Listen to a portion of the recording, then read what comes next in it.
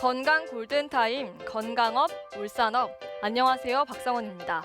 하지 정맥류는 정맥 순환 능력이 떨어지면서 생기는 만큼 나이가 많거나 육체적으로 힘든 일을 많이 하는 사람들 사이에서 흔히 발생한다고 알려져 있습니다. 그런데 최근 이 하지 정맥류가 현대인들의 고질병 중 하나로 자리 잡게 됐는데요. 건강업 울산업, 오늘은 강병환 전문의와 함께 하지 정맥류에 대한 궁금증 풀어보겠습니다.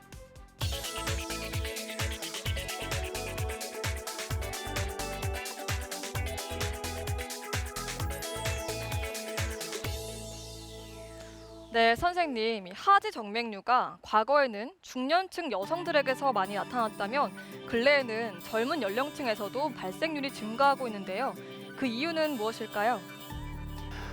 제일 큰 이유는 건강에 대한 관심이 커지기 때문이지 않을까 생각을 합니다. 예전에는 어느 정도 아파도 병원을 찾는 일이 별로 없었는데 요즘은 건강에 대한 관심이 많다 보니까 조금만 불편해도 병원을 찾으십니다. 그러다 보니까 병을 일찍 발견하는 그런 일이 많기 때문에 젊은 분들에게서 환자가 많이 생긴다고 생각도 되고요. 그리고 젊은 여성분들 같은 경우는 꽉 채이는 옷이라든지 굽 높은 신발을 많이 신는 경우들이 있는데 그것들도 하나의 하지 정맥류 원인이 될 수가 있습니다. 그래서 젊은 분들에게서 조금 더 많이 발생하지 않을까 그렇게 생각을 합니다. 네, 혈관 돌출이 없는 경우에는 근육통이나 신경통으로 오해하기도 하는데요. 하지 정맥류는 왜 종아리 통증을 유발하는 걸까요?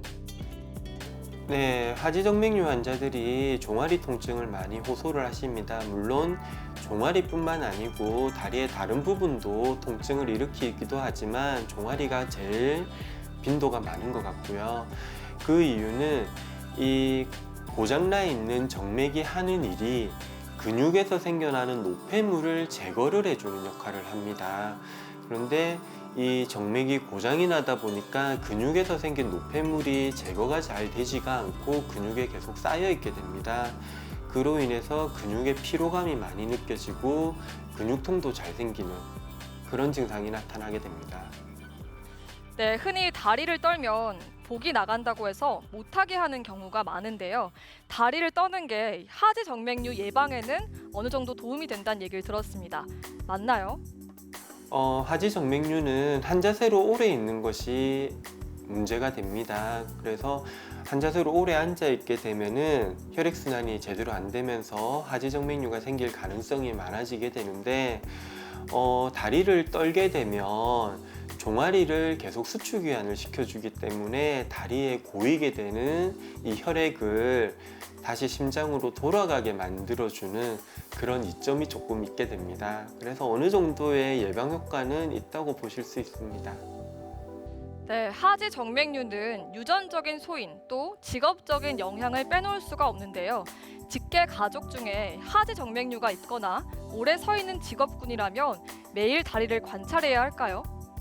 네, 유전적인 소인이 있거나 직업적으로 하지 정맥류가 생기기 쉬운 그런 직업을 가지신 분들은 일단 다리에 관심을 가져주시는 게 필요하고요.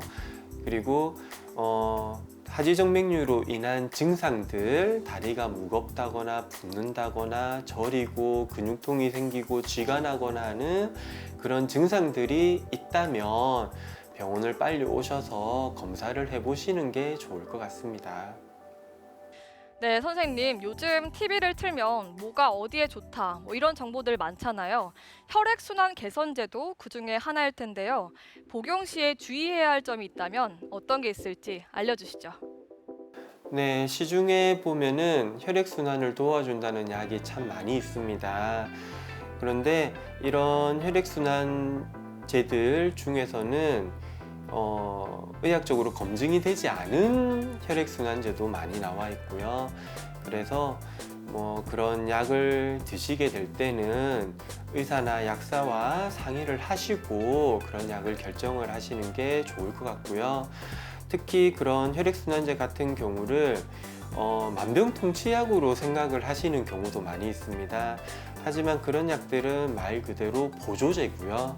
그래서 이 약을 먹는다고 해서 무조건 좋아진다라고 생각하기보다는 그런 약을 먹으면서 조금 증상이 나아지면은 이제 생활 습관을 바꾸고 운동을 하시면서 꾸준하게 스스로 관리하는 것이 더 중요할 것 같습니다.